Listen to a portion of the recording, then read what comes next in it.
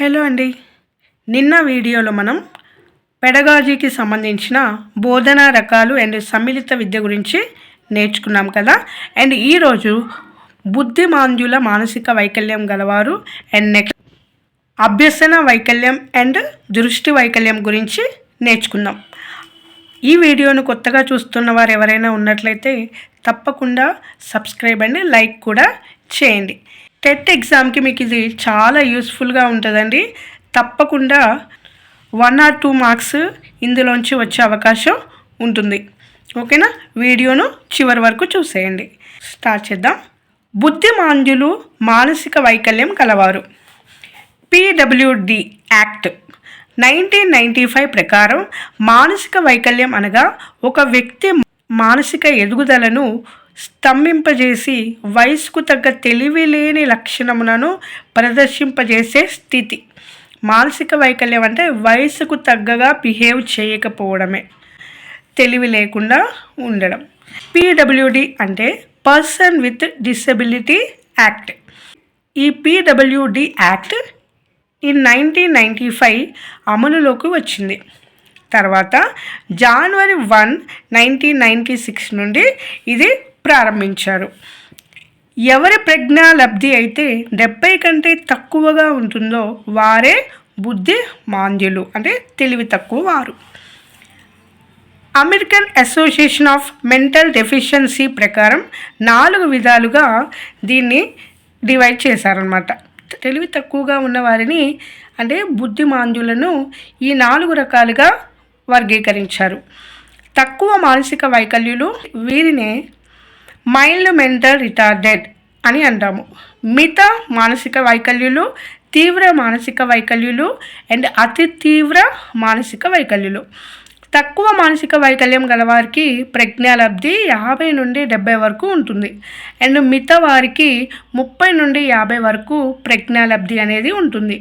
తీవ్ర మానసిక వైకల్యం గలవారు 20 నుండి 39 ప్రజ్ఞాలబ్ధి కలిగి ఉంటారు. అండ్ అతి తీవ్ర మానసిక వైకల్యులు 20 కంటే కూడా తక్కువ ఐక్యూ కలిగి ఉంటారు. ఐక్యూ అంటే ఇంటెలిజెంట్ కోఎఫిషియంట్ అని అర్థం. అయితే ఇప్పుడు ఒక్కొక్కటిగా చూసుకుందాము. తక్కువ మానసిక వైకల్యులు అంటే వీరిలో అభివృద్ధి అనేది నెమ్మదిగా ఉంటుందన్నమాట.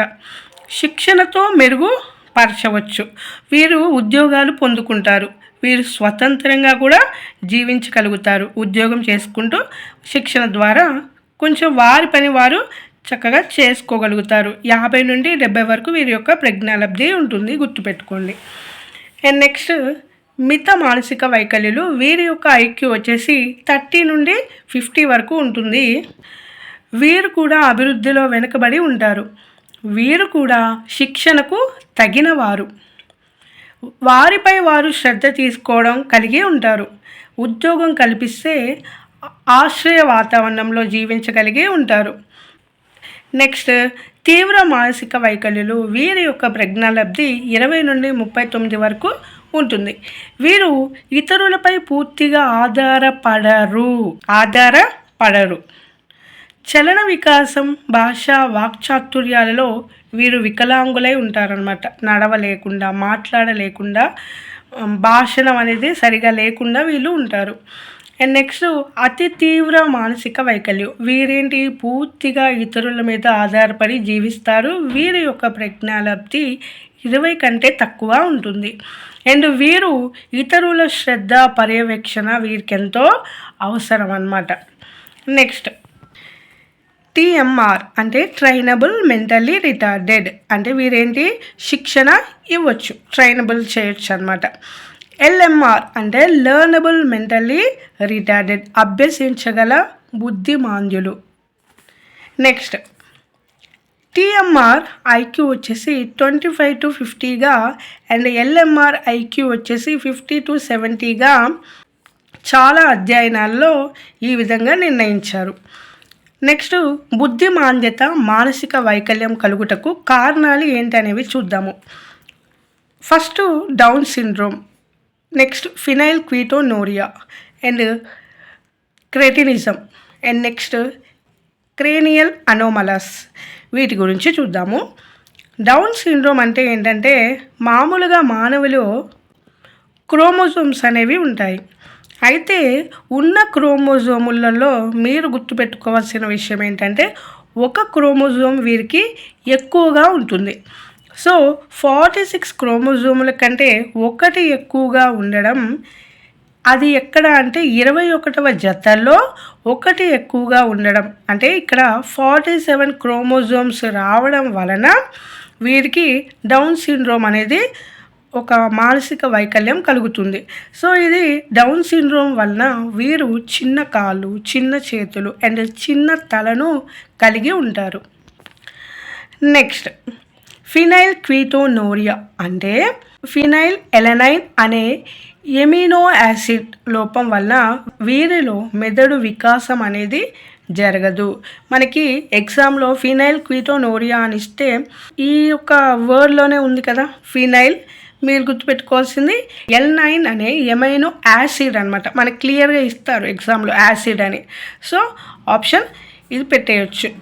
సో ఈ యాసిడ్ వలన మెదడులో వికాసం అనేది జరగక వీరు కూడా మానసిక వైకల్యం కలిగి ఉంటారు. అండ్ నెక్స్ట్ క్రెటినిజం అనేది థైరాక్సిన్ లోపం వలన వస్తుందన్నమాట. క్రెటినిజం థైరాయిడ్ గ్రంథి విడుదల చేసే థైరాక్సిన్ లోపం వలన మెదడు దెబ్బతిని బుద్ధిమాంద్యత వీరికి వస్తుంది. సో దీనినే క్రెటినిజం అని అంటారు. థైరాక్సిన్ లోపం వలన మెదడు దెబ్బతింటుంది, అది క్రెటినిజం. నెక్స్ట్ వచ్చేసి క్రేనియల్ అనోమలస్, పుర్రె నిర్మాణంలో వీరికి లోపం కలిగి ఉంటాయన్నమాట. ఏమేమి లోపాలు ఉంటాయంటే క్రేనియల్ అనోమలస్లో మైక్రోసెఫలీ, మ్యాక్రోసెఫలీ, హైడ్రోసెఫలీ అని ఉంటాయి. మైక్రో అంటే ఏంటి? చిన్నది. సో వీరికి పుర్రె నిర్మాణం అంటే చిన్న పుర్రె, చిన్న స్కల్ అనేది ఉంటుందన్నమాట, చిన్న తల. నెక్స్ట్ వచ్చేసి మ్యాక్రోసెఫలీ, వీరి యొక్క స్కల్ అనేది చాలా పెద్దగా ఉంటుంది. మ్యాక్రో అంటే ఏంటి? పెద్దది అని అర్థం. సో వీరి యొక్క పుర్రె అనేది ఎలా ఉంటుందంట? పెద్దగా ఉంటుంది. కొన్నిసార్లు వీడియోలలో చూస్తుంటాం వారి యొక్క బాడీ అనేది చిన్నగా, తల అనేది పెద్దగా ఉంటుంది. నెక్స్ట్ హైడ్రోసెఫలీ అంటే హైడ్రో అంటే ఏంటి? వాటర్. సో వారి యొక్క పుర్రెలో నీళ్లు అనేవి ఉంటాయి, అందుకనే హైడ్రోసెఫలీ అని అంటాము. సో ఈ మైక్రో, మ్యాక్రో, హైడ్రోసెఫలీ అనేవి క్రేనియల్ అనోమలస్లో ఉంటాయి. సో క్రేనియల్ అనోమలస్ అంటే పుర్రె నిర్మాణంలో ఇవి లోపాలు అనేవి ఉంటాయి. క్లియర్? నెక్స్ట్ కార్య విశ్లేషణ అంటే ఏంటంటే బుద్ధిమాంద్యులకు మానసిక వికాసం కలిగించు ప్రేమేయ కార్యక్రమాలలో ముఖ్యమైనది. అంటే ఈ బుద్ధిమాంద్యులకు కొన్ని కార్యక్రమాల ద్వారా వారిలో చేంజ్ అనేది తీసుకొని రావచ్చు అనమాట. సో కృత్యాలు చిన్న భాగములుగా విభజించి వరుస క్రమంలో ఒక్కో పనిని అనేకసార్లు చేయించుట. సో ఇలాగా ఊరికే ఒక పనిని చేయించడం వలన మానసిక వైకల్యులలో మార్పు అనేది వస్తుంది. ఎలాంటివి? పళ్ళు తోముట, స్నానం చేయించుట, వారి యొక్క బట్టలు వాళ్ళు వేసుకోవడం, అండ్ వారు అన్నం వారే స్వయంగా తినడం, ఇలాంటివన్నీ కూడా రిపీటెడ్గా వాళ్ళతోటి చేపిస్తారు. సో అదే అన్నమాట కార్య విశ్లేషణ అంటే ఒక పనిని రిపీటెడ్గా చేపించుట. అయితే ఈ పనిని ఏ విధాలుగా చేపిస్తారు అంటే కార్య విశ్లేషణలో ఉపయోగించే సోపానాలు సాంకేతీకరణ, ఆకృతీకరణము అండ్ క్రమేణ అస్తిత్వము. అంటే ఇక్కడ చూడండి, సాంకేతీకరణ అంటే ఒక సంకేతాల రూపంలో వారికి కార్య విశ్లేషణ చేపిస్తారు, అంటే ఒక సంకేతాల ద్వారా వారికి నేర్పిస్తారు. అండ్ నెక్స్ట్ ఆకృతీకరణ అంటే ఒక బొమ్మల రూపంలో కానీ, ఇంకేదైనా వస్తువుల రూపంలో కానీ, ఆకారాల రూపంలో కానీ వారికి ఈ కార్య విశ్లేషణ అనేది రిపీటెడ్గా చేపిస్తూ ఉంటారు, అదనమాట.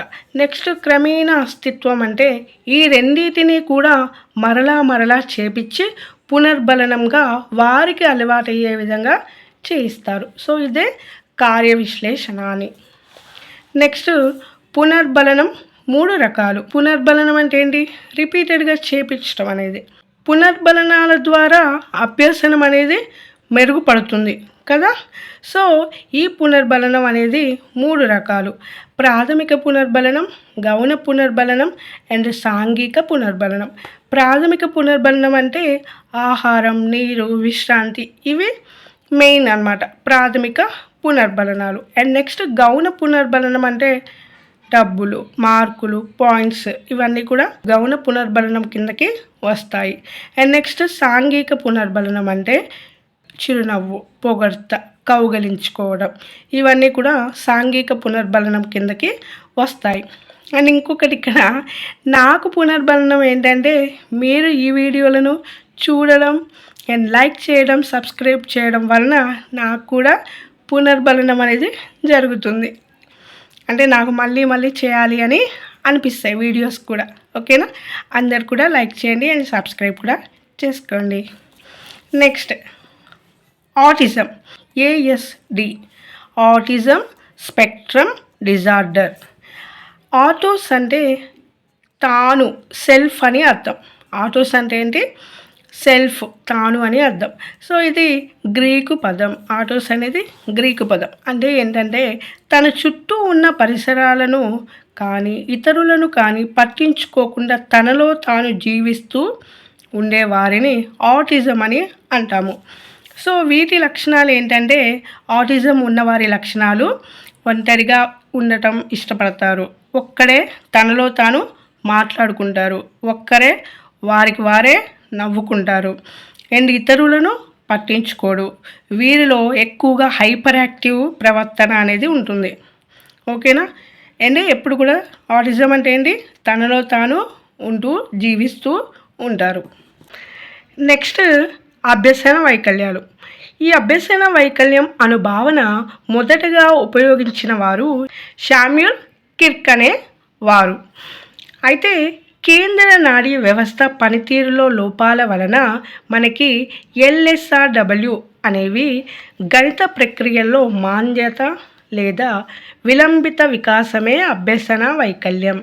అంటే మాట్లాడలేకపోవడం, వినలేకపోవడం, చదవలేకపోవడం, రాయలేకపోవడం ఇవన్నీ ఏంటి?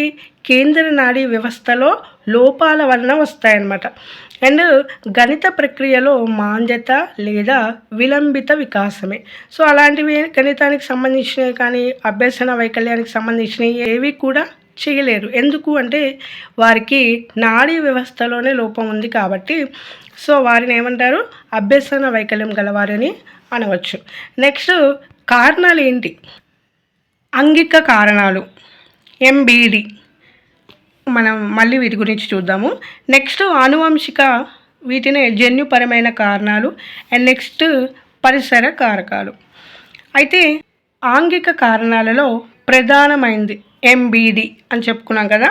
మినిమం బ్రెయిన్ డిస్ఫంక్షన్ అనగా కనిష్ట మస్తిష్క దుష్కరణం, మెదడు పూర్తి సామర్థ్యంతో పనిచేయలేకపోవడం అన్నమాట. MBD కారణాలు ఏంటంటే తీవ్ర వైరల్ ఫీవర్, మెదడు దెబ్బ తినడం, తలకు బలమైన దెబ్బ, మెనింజైటిస్ వ్యాధి అనేది మెదడుకు సోకినప్పుడు సో మనం బ్రెయిన్ అనేది ఏంటి? ఫంక్షన్ అనేది చేయలేదు. అందుకే మినిమం బ్రెయిన్ డిస్ఫంక్షన్ అనమాట. సో అలా చేయలేకపోవడం వలన పూర్తిగా మన మెదడులో ఎలాంటి మార్పు ఉండకపోవడం వలన అభ్యసన వైకల్యం అనేది వస్తుంది. సో దీన్ని ఏమంటాము? ఆంగిక కారణాలలో ప్రాధాన్యమైన దాంట్లో మీరు గుర్తుపెట్టుకోవాల్సింది MBD. ఓకే, నెక్స్ట్ అనువంశిక కారణాలు అంటే జన్యుపరంగా. ఓకే, అభ్యసన వైకల్యానికి కారణమయ్యేది వ్యాధి ఏంటంటే టర్నర్ సిండ్రోమ్. ఈ టర్నర్ సిండ్రోమ్లో స్త్రీ యొక్క అండంలో XX క్రోమోజోములలో ఒక X మాత్రమే ఉంటే ఆ అండం ద్వారా ప్రత్యక్షాత్మక లోపాల వల్ల అభ్యసన వైకల్యం సంభవిస్తుంది. XX or XY అనేవి ఉంటాయి. అయితే ఒక్కటి X మాత్రమే ఉంటే ఆ అండం ద్వారా ఏ వైకల్యం అనేది వస్తుంది? అభ్యసన వైకల్యం అనేది వస్తుంది. సో దాన్ని ఏమంటామంటే టర్నర్ సిండ్రోమ్ అని అంటాము. నెక్స్ట్ పరిసర కారకాలు ఏంటి? అయితే ఈ పరిసర కారకాలు అనేవి ఎలా వస్తాయంటే తల్లి గర్భంతో ఉన్నప్పుడు డ్రగ్స్ అనేవి తీసుకోవడం వలన పిల్లల్లో చేంజెస్ అనేవి వస్తాయి. అండ్ నెక్స్ట్ నెలల నిండక ముందే ప్రసవిస్తే, ఓకే, అండ్ నెక్స్ట్ సరిగా మందులు వాడకపోతే, ఒకవేళ తల్లి గర్భంతో ఉన్నప్పుడు డాక్టర్ రాసిన మందులు సరిగ్గా వాడకపోవడం వలన ఆ ఎఫెక్ట్ అనేది వారి యొక్క పిల్లల మీద ఉంటుంది. సో అలా కూడా అభ్యసన వైకల్యాలు అనేవి కలుగుతాయి. నెక్స్ట్ ఈ అభ్యసన వైకల్యాలు రకాలు చూద్దాము. Dysphasia, aphasia, dyslexia, alexia, dysgraphia, agraphia, dyscalculia and ఇంకొకటి డిస్ప్రాక్సియా. అయితే డిస్ఫేసియా అంటే మనం ఇది ఎలా గుర్తుపెట్టుకోవాలంటే, మన ఫేస్, మన కళ్ళు అనేవి ఏం చేస్తాయి, మాట్లాడతాయి కదా. సో డిస్ఫేసియా అనగానే మన ఫేస్లో ఏం గుర్తు రావాలి, భాషణ వైకల్యం అనేది గుర్తు రావాలి. And next dyslexia. డిస్లెక్సియా అంటే పఠన వైకల్యం అని అర్థం. డిస్గ్రాఫియా అంటే మనం ఏం చేస్తాం, రాస్తాము గ్రాఫ్ మీద, సో లేఖన వైకల్యం. అండ్ నెక్స్ట్ డిస్కాల్కులియా అంటే క్యాల్కులేషన్స్ దేనికి వాడతాం, గణితానికి, సో గణిత వైకల్యం. అండ్ నెక్స్ట్ డిస్ప్రాక్సియా అంటే మనలో చలన వైకల్యం అనేది కలగడం వలన అభ్యసన అనేది లోపం ఉంటుంది.